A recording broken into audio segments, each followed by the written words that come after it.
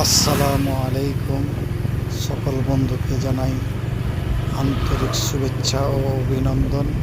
বিশেষ করে প্রবাসী ভাইদের জানাই শুভেচ্ছা। আশা করি সবাই ভালো আছেন।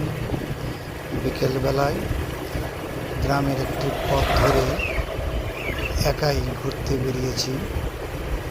গ্রামের আঁকাবাঁকা পথ দিয়ে সবুজে ঘেরা বেশ মনোমুগ্ধকর মনোরম পরিবেশ, তাই ভিডিওটি ধারণ করলাম।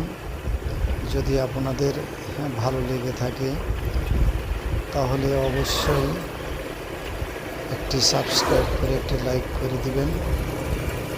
আশা করি আপনাদের ভালো লাগবে।